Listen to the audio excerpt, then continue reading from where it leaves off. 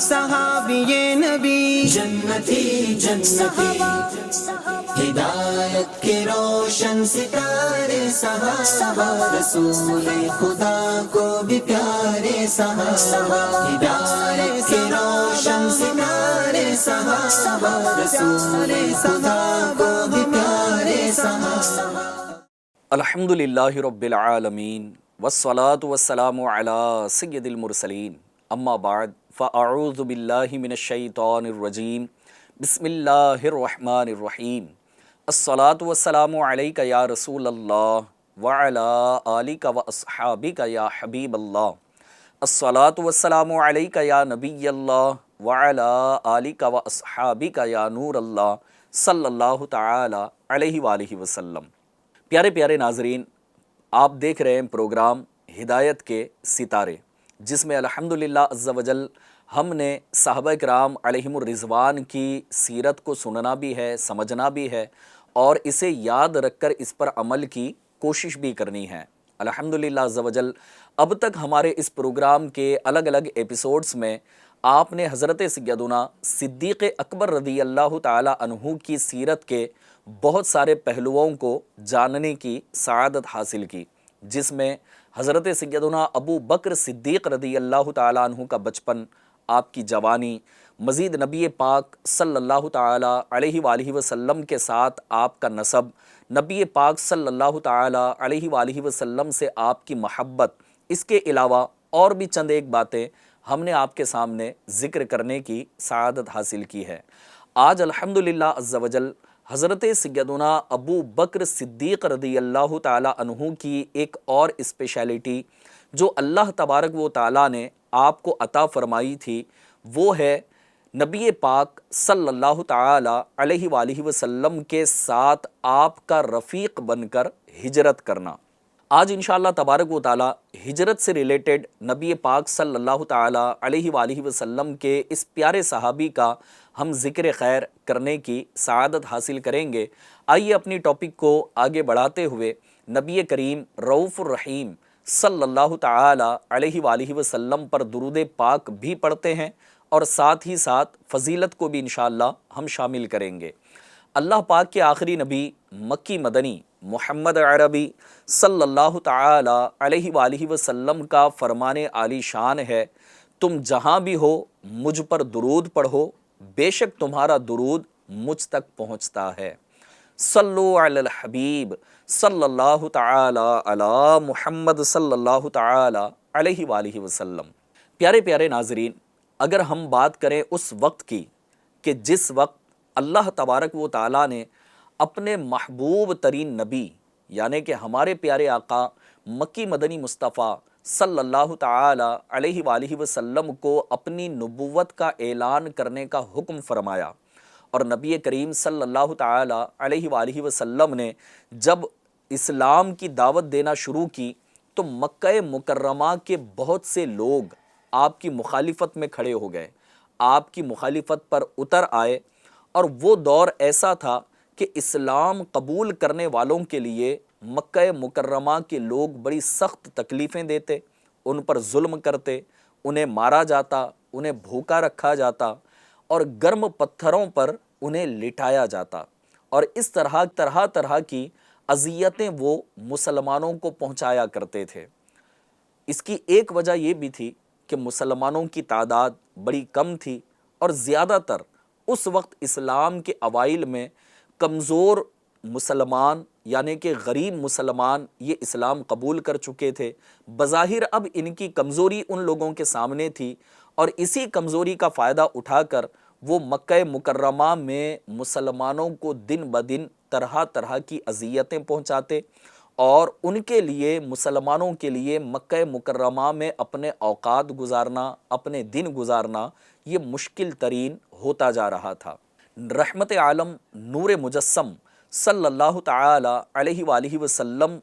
اپنے صحابہ کرام علیہم رضوان کی تکلیفیں دیکھ کر بہت غمگین ہوا کرتے تھے، اور آپ صلی اللہ تعالی علیہ وسلم کی یہ چاہت تھی، یہ خواہش تھی کہ مسلمان کھل کر اور دل لگا کر سکون اور اطمینان کے ساتھ اپنے رب کی عبادت کر سکیں۔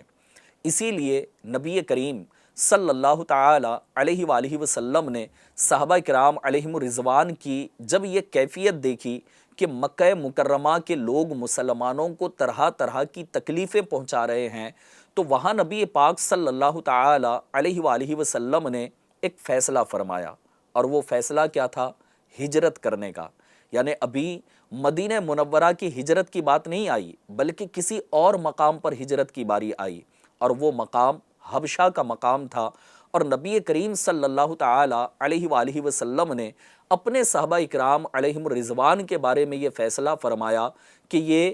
ہجرت کرے، کہاں پر؟ حبشہ کے مقام پر۔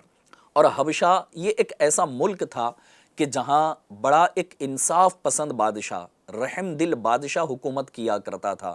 تو نبی کریم صلی اللہ تعالی علیہ وآلہ وسلم نے اس لوکیشن کو فائنل فرمایا، اور وہاں کسی پر ظلم نہیں کیا جاتا تھا، اور اسی وجہ سے پیارے آقا علیہ الصلاۃ والسلام نے مسلمانوں کو وہاں جانے کا حکم ارشاد فرمایا۔ اب ہم بات کرتے ہیں حبشہ کی، اور حبشہ اور عرب کے لوگوں کا ریلیشن کیا تھا۔ تو حبشہ یہ ایک ایسا ملک ہے کہ جہاں عرب کے تاجروں کے لیے یہ ایک جانا پہچانا ملک تھا، کیونکہ عرب کے لوگ حبشہ تجارت کے لیے، تجارت کے سلسلے میں وہاں آتے جاتے رہتے تھے، اور مسلمانوں کے لیے یہ ایک محفوظ مقام تھا جہاں وہ آرام سے رہ کر عبادت کر سکتے تھے اور دین اسلام کی تعلیمات پر عمل بھی کر سکتے تھے۔ ایف جی این چینل کے ناظرین، حضرت سیدنا ابو بکر صدیق رضی اللہ تعالی عنہ بھی اسی دور سے اور انہی مظالم کے ساتھ گزر رہے تھے کہ حضرت سیدنا ابو بکر صدیق رضی اللہ تعالی عنہ پر بھی طرح طرح کے ظلم و ستم، یہ اس کے پہاڑ توڑے جا رہے ہوتے۔ اسی وجہ سے حضرت ابو بکر صدیق رضی اللہ تعالی عنہ بھی بڑے غمگین تھے، اور آپ نبی کریم صلی اللہ تعالی علیہ وآلہ وسلم سے محبت بھی کرتے تھے، اور مسلمانوں پر ہونے والے ظلم و ستم کو دیکھ کر دل گرفتہ بھی رہتے، یعنی مغموم رہا کرتے تھے۔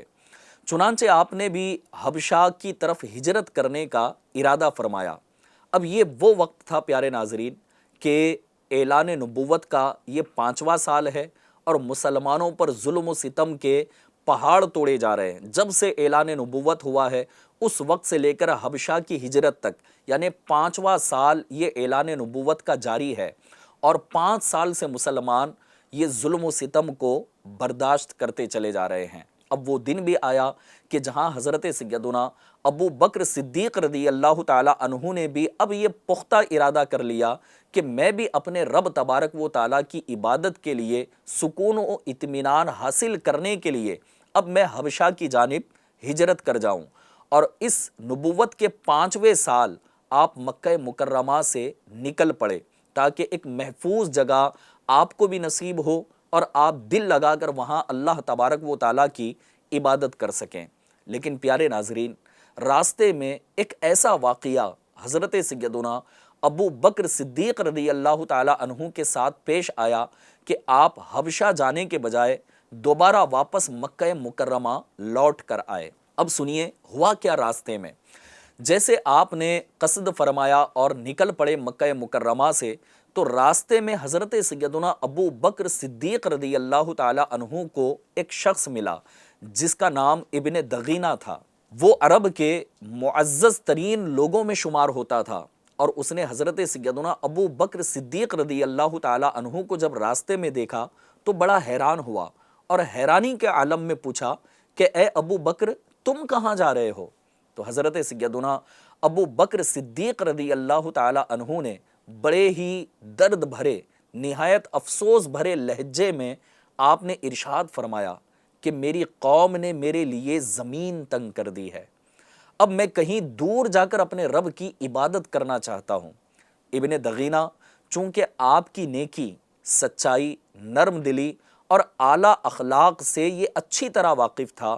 تو ابن دغینہ نے جب یہ سنا کہ میں اپنے رب کی عبادت کے لیے سکون چاہتا ہوں، اطمینان چاہتا ہوں، اور یہ حضرت ابو بکر صدیق رضی اللہ تعالی عنہ کا جب جواب ملا، تو ابن دغینہ نے فوراً جواب میں عرض کیا کہ اے ابو بکر، آپ جیسے لوگ نہ خود نکالے جاتے ہیں اور نہ نکالے جا سکتے ہیں۔ آپ غریبوں کی مدد کرتے ہیں، رشتہ داروں کے ساتھ حسن سلوک کرتے ہیں، آپ مہمان نوازی کرتے ہیں، کمزوروں کا سہارا بنتے ہیں اور مصیبت زدوں کی مدد کرتے ہیں، لہٰذا آپ کو کیسے نکالا جا سکتا ہے؟ آپ کو مکہ مکرمہ کی زمین آپ کے لیے تنگ کیسے کی جا سکتی ہے؟ اور مکے کے لوگ آپ کے ساتھ ایسا رویہ کیسے اختیار کر سکتے ہیں؟ ابن دغینہ نے جب یہ اپنی حیرت کا اظہار کیا تو پھر اس نے کہا کہ میں آپ کو اپنی حفاظت میں لیتا ہوں، لہٰذا آپ حبشہ کی طرف ہجرت نہ کریں، بلکہ آپ میرے ساتھ مکہ مکرمہ واپس آئے اور میں آپ کی حفاظت کی ذمہ داری لیتا ہوں۔ تو پیارے ناظرین، یہاں پر حضرت سیدنا ابو بکر صدیق رضی اللہ تعالی عنہ ابن دغینہ کے ساتھ واپس مکہ مکرمہ آ گئے، اور اب ابن دغینہ نے مکہ مکرمہ کے سرداروں کو جمع کیا اور جمع کر کے ان سے بات کی اور کہا کہ تم ایک ایسے شخص کو شہر چھوڑنے پر مجبور کر رہے ہو جو بہترین اخلاق والا ہے، جو بہترین کردار کا مالک ہے، سچا ہے، امانت دار ہے اور لوگوں کی مدد کرنے والا، لوگوں کی خیر خواہی کرنے والا ہے، اور تم لوگ ہو کہ ایسے شخص کو اپنے شہر سے باہر نکال رہے ہو۔ ایسے لوگ شہر سے باہر نہیں نکالے جاتے، بلکہ ایسے لوگ تو شہروں کی زینت ہوتے ہیں، اور تم ان کو باہر نکال رہے ہو۔ تو مکہ مکرمہ کے سرداروں نے جب ابن دغینہ کی یہ بات سنی تو کہنے لگے کہ ٹھیک ہے، ہم ابو بکر کو اب اپنے شہر سے باہر نہیں نکالتے، یہ مکہ مکرمہ میں رہ سکتے ہیں، لیکن اگر ان کو مکہ مکرمہ میں رہنا ہے تو ہماری ایک شرط ہے اور اس شرط کو قبول کرنا ہوگا۔ تو ابن دغینہ نے کہا کہ بتاؤ تمہاری شرط کیا ہے؟ تو مکہ مکرمہ کے سرداروں نے کہا کہ ہماری شرط یہ ہے کہ ابو بکر یہاں رہ کر کے بھی عبادت کر سکتے ہیں، لیکن وہ عبادت علل اعلان نہیں ہوگی، بلکہ وہ اپنے گھر میں عبادت کریں، اور جب یہ قرآن کریم کی تلاوت کریں گے تو آہستہ آواز میں قرآن کریم کی تلاوت کریں، تاکہ ہمارے بچے، ہماری عورتیں اور ہمارے لوگ قرآن کی تلاوت نہ سن سکیں، کیونکہ جب وہ قرآن سنتے ہیں تو متاثر ہوئے بغیر نہیں رہتے۔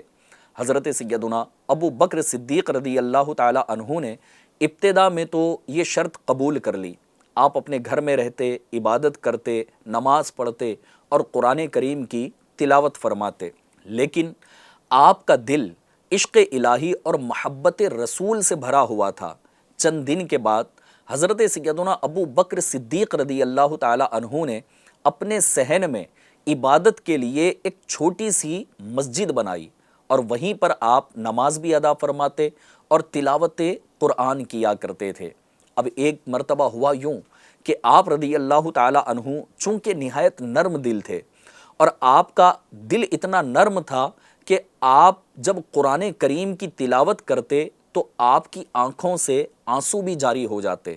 تو ایک مرتبہ جب آپ اپنی اس بنائی ہوئی مسجد میں، یعنی اپنے گھر کی صحن کی مسجد میں جب بیٹھ کر قرآن کریم کی تلاوت کر رہے تھے تو آپ کی آنکھوں سے آنسو بھی جاری تھے، اور آپ کی آواز میں ایک بڑا درد تھا۔ جب لوگ آپ کے قرآن کریم کی آواز کو سننے لگے تو لوگ سنتے ہی رہ گئے، اور یہ تعجب کرنے لگے کہ یہ کیسا کلام ہے جو لوگوں کے دلوں کو بدل کر رکھ دیتا ہے۔ جب مکے کے سرداروں نے دیکھا کہ حضرت سیدنا ابو بکر صدیق رضی اللہ تعالیٰ عنہ کی عبادت اور تلاوت سے لوگ متاثر ہو رہے ہیں تو وہ دوبارہ پھر سے پریشان ہو گئے۔ انہوں نے دوبارہ ابن دغینہ کو اپنے پاس بلایا اور کہا کہ ہم نے شرط لگائی تھی کہ ابو بکر صرف اپنے گھر میں عبادت کریں گے، لیکن اب حال یہ ہے کہ لوگ جب یہ عبادت کرتے ہیں تو ان کے ارد گرد جمع ہو جاتے ہیں، جب یہ قرآن کریم کی تلاوت کرتے ہیں تو ہمارے لوگ، ہماری عورتیں، ہمارے بچے ان کے تلاوت قرآن کو، اللہ تبارک و تعالیٰ کے کلام کو یہ سنتے رہتے ہیں اور متاثر ہوئے بغیر نہیں رہتے۔ لہٰذا ابن دغینہ کو جب یہ بات مکے کے سرداروں نے بتائی تو ابن دغینہ حضرت ابو بکر صدیق رضی اللہ تعالیٰ عنہ کے پاس آیا اور ساری باتیں بتائی، سارا واقعہ سنایا اور کہا کہ اے ابو بکر، اگر آپ چاہتے ہیں تو اسی شرط پر قائم رہیں، میں آپ کی حفاظت کی ابھی بھی ذمہ داری لیتا ہوں، ورنہ میری امان آپ مجھے واپس کر دے، کیونکہ میں نہیں چاہتا کہ لوگ کہیں کہ ابن دغینہ نے اپنا وعدہ پورا نہ کیا۔ اور میں نے ان کو دھوکہ دیا، لوگ ایسا نہ کہیں۔ اگر آپ چاہتے ہیں تو اسی شرط کو آپ قبول کرتے ہوئے ان کی بات کو مان لیں اور اکیلے اکیلے میں عبادت کریں، ورنہ میں نے جو آپ کی ذمہ داری لی ہے، میں نے آپ کو امان دی ہے، میری امان آپ مجھے واپس کر دیجیے گا۔ تو اب یہ سن کر حضرت سیدنا ابو بکر صدیق رضی اللہ تعالی عنہ نے ایسا جواب دیا جو پیارے ناظرین آپ کے ایمان، توکل اور اللہ پر کامل بھروسے کی روشن مثال ہے۔ آپ رضی اللہ تعالی عنہ نے ابن دغینہ سے ارشاد فرمایا، مجھے تمہاری امان کی ضرورت نہیں، میرے لیے رب کی امان کافی ہے۔ پیارے پیارے ناظرین، یہ جملہ صرف الفاظ نہیں تھا بلکہ اللہ تعالیٰ پر مکمل اعتماد کا اعلان تھا۔ آپ نے دنیاوی سہاروں کے بجائے اپنے رب تبارک و تعالیٰ کی حفاظت کو کافی سمجھا۔ FGN چینل کے ناظرین، اب بات کرتے ہیں ہم حبشہ کی۔ حبشہ کی طرف مسلمانوں نے 2 مرتبہ ہجرت کی۔ پہلی ہجرت میں چند صحابہ کرام علیہم رضوان اور صحابیات شریک ہوئیں، جبکہ دوسری ہجرت میں بہت بڑی تعداد میں مسلمان حبشہ گئے۔ وہاں انہوں نے امن کے ساتھ زندگی گزاری اور دین اسلام کی تبلیغ کو بھی جاری رکھا۔ بعد میں جب مدینہ منورہ کی ہجرت کا حکم ہوا تو حبشہ جانے والے مسلمان بھی مدینہ منورہ کی طرف ہجرت کر گئے۔ FGN چینل کے ناظرین، اب ہم آتے ہیں اس واقعے کی طرف کہ جہاں سے مدینہ منورہ کی ہجرت کا آغاز ہوتا ہے۔ حضرت سیدنا ابو بکر صدیق رضی اللہ تعالی عنہ کو اللہ تبارک و تعالیٰ نے وہ عظیم مقام عطا فرمایا ہے کہ آپ کو ہجرت مدینہ میں خود نبی پاک صلی اللہ تعالی علیہ وآلہ وسلم کا رفیق سفر بننے کی سعادت نصیب ہوئی۔ جی ہاں، جب رسول اکرم صلی اللہ تعالی علیہ وآلہ وسلم نے ارشاد فرمایا کہ اے ابو بکر، مجھے اللہ پاک نے ہجرت کا حکم فرمایا ہے، یعنی مجھے ہجرت کی اجازت مل گئی ہے، تو حضرت سیدنا ابو بکر صدیق رضی اللہ تعالی عنہ نے پیارے آقا کی زبانی جب یہ الفاظ سنے تو عرض گزار ہوئے کہ یا رسول اللہ، کیا میں بھی آپ کے ساتھ رہوں گا؟ تو نبی پاک صلی اللہ تعالی علیہ وآلہ وسلم نے ارشاد فرمایا کہ ہاں، تم ہی میرے ساتھی رہو گے۔ یہ سن کر حضرت سیدنا ابو بکر صدیق رضی اللہ تعالی عنہ خوشی سے رونے لگے۔ حضرت سیدتنا عائشہ صدیقہ طیبہ طاہرہ عابدہ زاہدہ رضی اللہ تعالی عنہا فرماتی ہیں کہ میں نے پہلی بار دیکھا کہ کوئی انسان خوشی میں بھی روتا ہے۔ جی ہاں، تو بعض اوقات ہم کہتے ہیں نا کہ یہ تو خوشی کے آنسو ہیں، تو حضرت سیدنا صدیق اکبر رضی اللہ تعالی عنہ نے جب پیارے آقا صلی اللہ تعالی علیہ وآلہ وسلم کی زبانی جب یہ خوشخبری سنی کہ ہاں تم میرے ساتھ سفر میں رہو گے اور تم ہی میرے ساتھی رہو گے، تو یہاں خوشی کے آنسو چھلک پڑے۔ اور سفر ہجرت میں حضرت ابو بکر صدیق رضی اللہ تعالیٰ عنہ کی محبت اور وفاداری کا عالم یہ تھا کہ کبھی پیارے آقا صلی اللہ تعالیٰ علیہ وسلم کے آگے آگے چلتے تو کبھی پیچھے پیچھے چلتے، کبھی دائیں طرف چلتے تو کبھی بائیں طرف سے چلتے۔ جب نبی اکرم صلی اللہ تعالیٰ علیہ وآلہ وسلم نے حضرت سیدنا ابو بکر صدیق رضی اللہ تعالیٰ عنہ کی یہ ادائیں دیکھی کہ کبھی یہ میرے آگے چل رہے ہیں، کبھی پیچھے چل رہے ہیں، کبھی دائیں چل رہے ہیں، کبھی بائیں چل رہے ہیں، تو نبی اکرم صلی اللہ تعالیٰ علیہ وآلہ وسلم نے ابو بکر صدیق رضی اللہ تعالیٰ عنہ سے یہاں سوال فرمایا کہ ابو بکر تم ایسا کیوں کر رہے ہو؟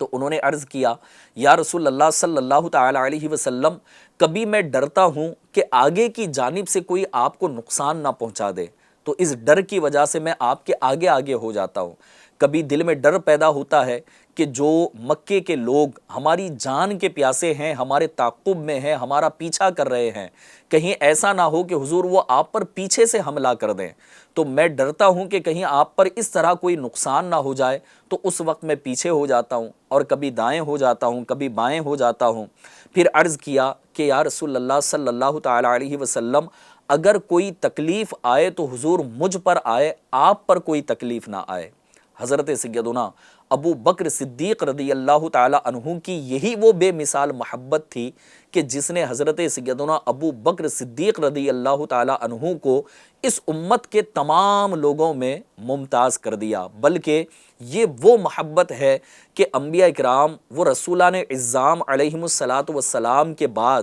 اس پوری کائنات میں سب سے افضل ترین کوئی اور شخصیت ہے تو وہ حضرت سیدنا ابو بکر صدیق رضی اللہ تعالی عنہ کی ذات ہے۔ FGN چینل کے ناظرین، آپ صرف ایک صحابی نہ تھے بلکہ عشق رسول، وفاداری، قربانی، اخلاص اور ایمان کی ایک زندہ تصویر تھے۔ اب بات کرتے ہیں ہم غار ثور کی، کیونکہ ہجرت کی بات ہو اور غار ثور کو شامل نہ کیا جائے یہ کیسے ہو سکتا ہے؟ تو آئیے اب ہجرت کی اس رات کیا ہوا کہ غار ثور کا کیا واقعہ ہے، آئیے میں آپ کو اس جانب لے کر چلتا ہوں کہ غار ثور کے قریب پہنچتے پہنچتے رات بہت گزر چکی تھی اور حضور نبی کریم صلی اللہ تعالی علیہ وسلم مسلسل کنٹینیوس سفر فرما رہے تھے۔ راستہ پتھریلا تھا، اندھیرا بھی تھا اور ہر طرف تلاش کرنے والوں کا خطرہ بھی موجود تھا، کیونکہ بہت سارے مکے کے لوگ پیارے آقا علیہ السلام کو تلاش کر رہے تھے، کیونکہ نبی پاک صلی اللہ تعالی علیہ وسلم کو وہ شہید کرنا چاہتے تھے۔ روایتوں میں آتا ہے کہ حضور نبی اکرم صلی اللہ تعالی علیہ وسلم جب مدینہ منورہ کی جانب ہجرت فرما رہے تھے تو اپنے قدم مبارک بڑی احتیاط کے ساتھ آپ زمین پر رکھ رہے تھے، کیونکہ قدموں کے نشانات یہ راستے کا پتہ دیتے ہیں، اور کہیں ایسا نہ ہو کہ قدموں کے نشانات یہ دشمنان اسلام کو پتہ چلے اور وہ ہمارا تعقب کرتے کرتے ہمارا پیچھا کرتے ہوئے ہم تک پہنچ جائیں۔ اور اس وقت سچویشن نبی پاک علیہ السلام کی ایسی تھی کہ رات بھی کافی ہو چکی تھی، اندھیرا بھی تھا، قدم مبارک بھی بڑی احتیاط کے ساتھ رکھے جا رہے تھے، اور نبی پاک صلی اللہ تعالی علیہ وآلہ وسلم کے نازک نازک نرم نرم ملائم قدم یہ اتنا راستہ چلنے کی وجہ سے اور احتیاط کے ساتھ قدموں کو رکھنے کی وجہ سے یہ زخمی بھی ہو چکے تھے۔ حضرت سیدنا ابو بکر صدیق رضی اللہ تعالی عنہ جب یہ نبی پاک صلی اللہ تعالی علیہ وسلم کی کیفیت کو دیکھتے تو ان کا دل بے قرار ہو جاتا۔ انہیں اپنی تکلیف کی کوئی پرواہ نہ تھی، بلکہ پرواہ تھی، ساری پریشانی تھی تو وہ صرف اور صرف اسی بات کی پریشانی تھی کہ کہیں میرے پیارے آقا صلی اللہ تعالی علیہ وسلم کو تکلیف نہ پہنچے، اور یہ چاہتے تھے کہ میرے آقا، میرے محسن، میرے نبی پاک صلی اللہ تعالی علیہ وسلم کو ذرا سی بھی تکلیف نہ پہنچے۔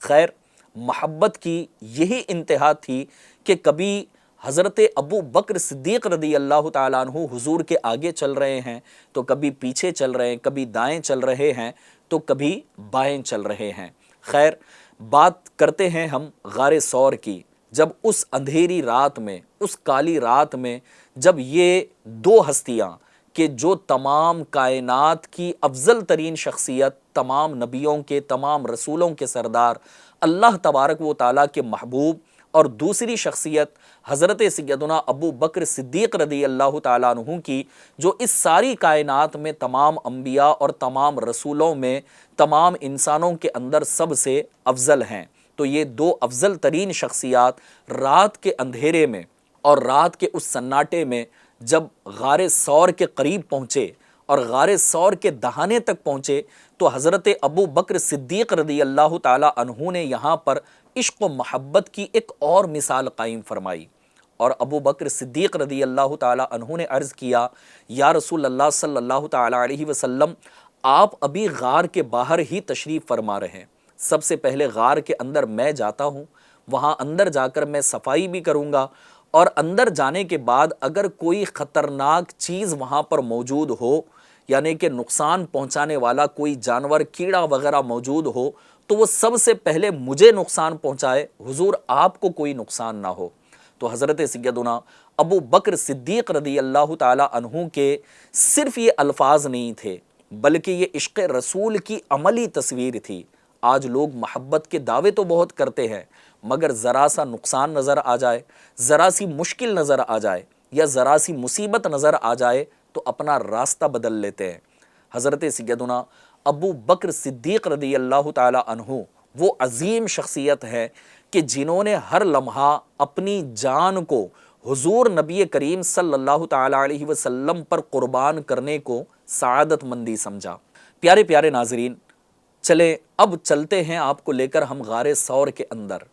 جب حضرت سیدنا ابو بکر صدیق رضی اللہ تعالی عنہ غار کے اندر داخل ہوئے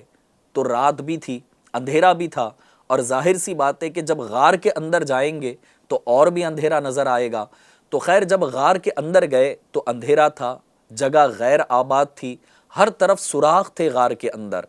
آپ نے اپنے کپڑے کے ٹکڑے ٹکڑے کیے اور ٹکڑے کر کے غار کے سوراخوں کو آپ نے بند کرنا شروع کر دیا، یہاں تک کہ حضرت ابو بکر صدیق رضی اللہ تعالی عنہ نے ساری سوراخیں بند کر دی کہ کہیں سے کوئی زہریلا جانور یا نقصان پہنچانے والا کوئی کیڑا وغیرہ نہ آئے۔ جب ساری سوراخیں بند ہو گئی، صرف ایک سوراخ باقی تھی، تو حضرت سیدنا ابو بکر صدیق رضی اللہ تعالی عنہ نے وہاں اپنی جان کی پرواہ کیے بغیر، جب کپڑا ختم ہو گیا تو آپ نے سوچا کہ اب کروں کیا، تو جان کی پرواہ کیے بغیر آپ نے وہاں پر اپنی ایڑی اس سوراخ پر رکھ دی تاکہ اگر کچھ نکلے بھی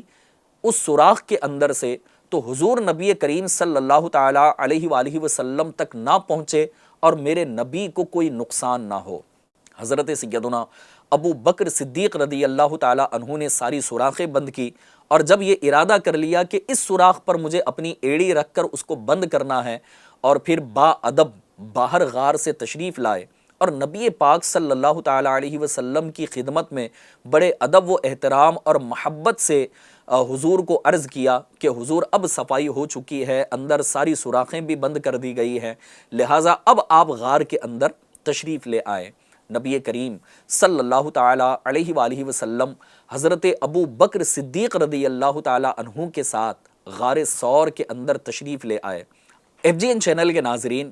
اب یہاں پر دیکھیں کہ حضرت سیدنا صدیق اکبر رضی اللہ تعالی عنہ اور نبی پاک صلی اللہ تعالی علیہ وسلم غار ثور کے اندر داخل ہوتے ہیں۔ اب یہاں حضرت ابو بکر صدیق رضی اللہ تعالی عنہ کی محبت، آپ کے عشق کی معراج دیکھیے کہ پیارے آقا علیہ الصلوۃ والسلام غار کے اندر تشریف لانے کے بعد اپنے اس پیارے ساتھی، اپنے پیارے دوست حضرت ابو بکر صدیق رضی اللہ تعالی عنہ کی گود میں آپ کی زانوں پر نبی پاک علیہ الصلوۃ والسلام اپنا سر مبارک رکھ کر آرام فرما رہے ہیں۔ آرام کرتے کرتے کچھ لمحات گزرے ہیں کہ انہی لمحوں میں جس سوراخ پر حضرت سیدنا ابو بکر صدیق رضی اللہ تعالی عنہ نے ایڑی لگائی ہوئی تھی، اس سوراخ کے اندر سے آپ کی ایڑی پر سانپ نے ڈس لیا، سانپ نے آپ کو زخمی کر دیا۔ لیکن حضرت سیدنا ابو بکر صدیق رضی اللہ تعالی عنہ کے عشق پر، آپ کی محبت پر ہماری جانیں قربان کہ تکلیف ہو رہی ہے، زہر کا اثر چڑھتا جا رہا ہے، تکلیف برداشت سے باہر ہو رہی ہے، لیکن خیال دل میں یہ ہے کہ میری تکلیف کی وجہ سے یا میرے ہلنے جلنے کی وجہ سے کہیں اللہ کے محبوب کی نیند میں خلل نہ آ جائے۔ اور نبی پاک صلی اللہ تعالی علیہ وسلم کی نیند میں خلل آنا بھی حضرت ابو بکر صدیق رضی اللہ تعالی عنہ کو گوارا نہ تھا۔ آپ نے تکلیف برداشت کی، سانپ کے زہر کو برداشت کیا۔ جب تکلیف حد سے بڑھنے لگی تو آپ نے اپنی زبان سے، اپنے منہ سے کوئی الفاظ نہ نکالے، آواز نہ نکالی، بلکہ حضرت ابو بکر صدیق رضی اللہ تعالی عنہ کی آنکھ سے شدت درد کی وجہ سے آنسو نکلنے لگے۔ جب وہ آنسو نبی پاک صلی اللہ تعالی علیہ وآلہ وسلم کے رخسار مبارک پر پڑے تو پیارے آقا علیہ الصلوۃ والسلام نے آنکھیں کھولی اور اپنے اس دوست کے چہرے مبارکہ پر اپنی نگاہ مبارکہ ڈالی، اور نبی پاک صلی اللہ تعالی علیہ وسلم نے ملاحظہ فرمایا، دیکھا کہ حضرت ابو بکر صدیق رضی اللہ تعالی عنہ کی آنکھ سے آنسو جاری ہیں، تو پیارے آقا علیہ الصلوۃ والسلام نے ارشاد فرمایا، سوال کیا کہ ابو بکر کیا ہوا؟ تو اب یہاں علماء نے بڑی پیاری بات لکھی ہے، جب سوال ہوا کہ کیا ہوا تو ہم فوراً بتا دیتے ہیں نا کہ یہ ہوا، یا اگر ہمیں ہی سانپ نے کاٹ لیا ہوتا تو پھر ہم واویلا مچاتے، چلاتے، آوازیں بلند ہوتی، لیکن ابو بکر صدیق رضی اللہ تعالی عنہ نے ایسا کچھ نہ کیا۔ اب ان کے عشق اور محبت کا عالم دیکھیے کہ جب پیارے آقا علیہ الصلوۃ والسلام نے سوال کیا کہ ابو بکر کیا ہوا، تو سب سے پہلے آپ کے الفاظ تھے، یا رسول اللہ میرے ماں باپ آپ پر قربان، مجھے سانپ نے کاٹ لیا ہے، مجھے سانپ نے ڈس لیا ہے۔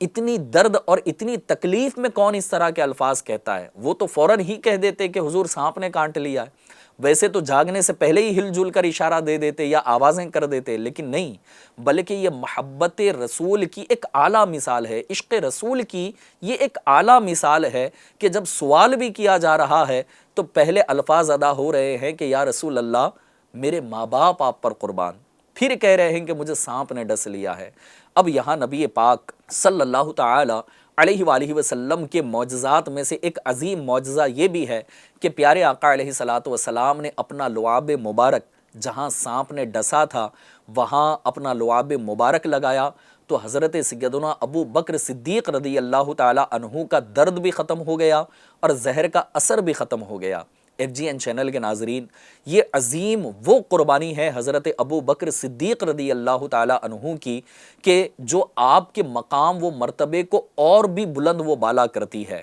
حضرت سیدنا ابو بکر صدیق رضی اللہ تعالی عنہ حضور نبی کریم صلی اللہ تعالی علیہ وآلہ وسلم کے ایسے دوست، ایسے ساتھی اور ایسے صحابی ہیں کہ جن کے بارے میں ارشاد فرمایا گیا کہ یہ سب سے زیادہ قابل اعتماد، مخلص اور جاں نثار صحابی تھے، جاں نثار ساتھی تھے۔ اس لیے ہجرت کی جہاں بات کی جائے کہ جب انسان کی زندگی میں کوئی اہم موڑ آ جاتا ہے، کوئی اہم فیصلے کی باری آتی ہے یا ایک اہم سفر میں کسی کو ساتھ رکھنے کی باری آتی ہے تو انسان اسی کو اپنے ساتھ رکھتا ہے جو اس کے ساتھ سب سے زیادہ مخلص ہو، سب سے زیادہ با وفا ہو اور سب سے زیادہ جاں نثار بھی ہو۔ اور نبی کریم صلی اللہ تعالی علیہ وآلہ وسلم نے ایسے سفر میں کہ جہاں حضور نبی پاک صلی اللہ تعالی علیہ وسلم کی جان لینے کے لیے، آپ کو شہید کرنے کے لیے لوگ تیار ہیں، ایسے خطرناک سفر میں پیارے آقا علیہ الصلوۃ والسلام نے اتنے تمام صحابہ میں کسی اور کا نہیں بلکہ صرف اور صرف صدیق اکبر کا سلیکشن فرمایا۔ مزید اگر اور بات میں آپ کو عرض کروں تو خطرے اور سخت حالات میں انسان اسی شخص کو ساتھ رکھتا ہے جس کی وفاداری، ہمت اور اخلاص پر مکمل بھروسہ ہو۔ یہ حضرت ابو بکر صدیق رضی اللہ تعالیٰ عنہ کی عظیم فضیلت ہے کہ پیارے آقا علیہ الصلوۃ والسلام کے نزدیک بھی سب سے بڑھ کر مخلص، سب سے با وفا اور سب سے ہمت والے کوئی صحابی ہیں تو وہ حضرت سیدنا ابو بکر صدیق رضی اللہ تعالیٰ عنہ ہیں۔ ہجرت اللہ تبارک و تعالیٰ کے حکم سے ہوئی، مگر اتنے صحابہ کرام علیہم الرضوان میں سے صرف حضرت ابو بکر صدیق رضی اللہ تعالیٰ عنہ کو حضور صلی اللہ تعالیٰ علیہ وآلہ وسلم کی یہ رفاقت نصیب ہوئی۔ اگر بعض صحابہ کرام علیہم الرضوان کی بات کی جائے تو نسب کے اعتبار سے بعض صحابہ حضور کے بہت زیادہ قریب تھے، مگر غار اور ہجرت کی رفاقت صرف اور صرف حضرت سیدنا صدیق اکبر رضی اللہ تعالیٰ عنہ کو عطا ہوئی۔ دوسرے صحابہ ہجرت کر کے یقیناً مدینے چلے گئے، لیکن حضرت ابو بکر صدیق رضی اللہ تعالیٰ عنہ حضور نبی کریم صلی اللہ تعالیٰ علیہ وسلم کی حفاظت اور خدمت کی خاطر آپ نے مکے میں قیام فرمایا۔ دوسرے صحابہ علیہم الرضوان کی طرح آپ نے مدینہ ہجرت نہ فرمائی بلکہ حضور کی حفاظت اور خدمت کے موقع کو غنیمت جانا اور اس موقع کو اپنے ہاتھ سے جانے نہ دیا۔ حضرت ابو بکر صدیق رضی اللہ تعالیٰ عنہ نے سفر و حضر میں حضور نبی کریم صلی اللہ تعالیٰ علیہ وسلم کی صحبت سے سب سے زیادہ فیض حاصل کیا۔ ہجرت کے ایام کی اگر بات کی جائے تو ہجرت کے ایام میں غار ثور کی تنہائی میں انہیں قرب مصطفیٰ صلی اللہ تعالیٰ علیہ وآلہ وسلم کا وہ شرف ملا جس کی مثال کسی اور صحابی کو نصیب نہ ہوئی۔ پیارے پیارے ناظرین، اگر میں بات کروں حضرت سیدنا عمر فاروق اعظم رضی اللہ تعالیٰ عنہ کی تو حضرت عمر فاروق اعظم رضی اللہ تعالیٰ عنہ جیسی عظیم شخصیت بھی یہ تمنا کرتی تھی کہ ان کے تمام اعمال، تمام نیکیاں حضرت ابو بکر صدیق رضی اللہ تعالی عنہ کے ایک دن اور ایک رات کے برابر ہو جائیں۔ یقیناً حضرت عمر جیسی عظیم شخصیت اگر یہ تمنا کر رہی ہو تو پھر ہم اندازہ کر سکتے ہیں کہ حضرت ابو بکر صدیق رضی اللہ تعالی عنہ کو اللہ پاک نے کتنا بلند و بالا مقام عطا فرمایا ہے۔ غار ثور کی ہم بات کر رہے تھے، غار ثور میں حضرت سیدنا ابو بکر صدیق رضی اللہ تعالی عنہ کی وفاداری، آپ کی جانثاری کے عالم کو اگر دیکھا جائے تو سب سے پہلے حضور کو نہیں بھیجا بلکہ خود غار کے اندر تشریف لے گئے، اسے صاف کیا، سوراخ بند کیے تاکہ حضور نبی کریم صلی اللہ تعالی علیہ وآلہ وسلم کو کوئی تکلیف نہ پہنچے۔ جب سارے سوراخوں میں کپڑے لگانا مکمل ہو گیا اور کپڑا کم پڑ گیا تو اپنی جان کی بھی پرواہ نہ کی، اپنی ایڑی کو اس سوراخ پر رکھ دیا جہاں سے سانپ نے آپ کو ڈس لیا تھا۔ FGN چینل کے ناظرین، یقیناً سانپ کے ڈسنے کا یہ واقعہ حضرت سیدنا ابو بکر صدیق رضی اللہ تعالی عنہ کی قربانی دینے کی ایک اعلیٰ ترین مثال ہے۔ نبی پاک صلی اللہ تعالی علیہ وسلم سے عشق اور وفاداری کی یہ ایک بہترین اور اعلیٰ ترین مثال ہے۔ حضرت سیدنا ابو بکر صدیق رضی اللہ تعالی عنہ نے جب پیارے آقا علیہ الصلاۃ والسلام کے ساتھ ہجرت کی تو ہجرت کے اس مبارک سفر کی وجہ سے حضرت ابو بکر صدیق رضی اللہ تعالی عنہ کو ایک بڑا عظیم لقب ملا، اور اس لقب کو ہم کہتے ہیں ثانی اثنین، یعنی اس کا مطلب یہ ہوتا ہے دو میں سے دوسرے کا عظیم آپ کو لقب یہ عطا کیا گیا۔ FGN چینل کے ناظرین، یوں تو حضرت سیدنا ابو بکر صدیق رضی اللہ تعالیٰ عنہ کے بہت سے کمالات ہیں، بہت سے فضائل ہیں، لیکن انسان یقیناً جب دنیا میں آتا ہے تو پھر ایک دن اس دنیا سے رخصت بھی ہوتا ہے۔ تو ایسے ہی حضرت سیدنا ابو بکر صدیق رضی اللہ تعالیٰ عنہ کے اس دنیا سے رخصت کی اگر ہم بات کریں تو آپ رضی اللہ تعالیٰ عنہ کا انتقال 22 جمادی الاخری 13 ہجری پیر شریف کے دن 63 سال کی عمر میں ہوا، اور وقت وصال آپ کی زبان مبارک پر یہ دعا جاری تھی، اور دعا کیا تھی؟ آپ دعا کر رہے تھے کہ اے پروردگار مجھے اسلام پر موت عطا فرما اور مجھے نیک لوگوں کے ساتھ ملا دے۔ FGN چینل کے ناظرین، پروگرام ہدایت کے ستارے میں حضرت سیدنا ابو بکر صدیق رضی اللہ تعالی عنہ کی سیرت کا ایک پہلو جو بالخصوص آپ کی ہجرت سے تعلق رکھتا ہے، آج آپ تک ہم نے پہنچانے کی سعادت حاصل کی ہے۔ یقیناً حضرت سیدنا صدیق اکبر رضی اللہ تعالیٰ عنہ کی پوری زندگی امت مسلمہ کے لیے ایک کامل نمونہ ہے، ایک کمپلیٹ آئیڈیل ہے۔ آپ کی سیرت ہمیں یہ سکھاتی ہے کہ سچا مسلمان وہی ہے جو اللہ تبارک و تعالیٰ اور اس کے پیارے رسول صلی اللہ تعالیٰ علیہ وسلم کی محبت کو ہر چیز پر مقدم رکھے،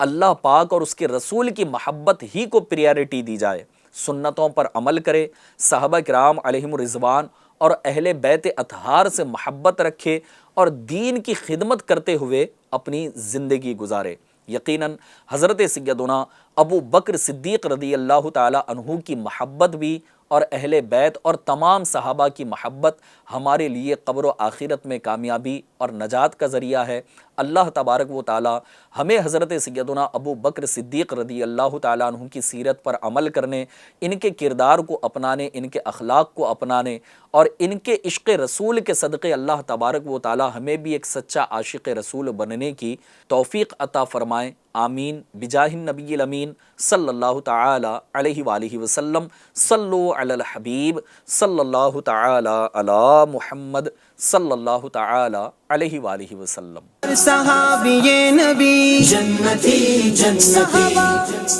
ہدایت کے روشن ستارے صحابہ، رسول خدا کو بھی پیارے صحابہ، ہدایت کے روشن ستارے صحابہ، رسول خدا کو بھی پیارے صحابہ۔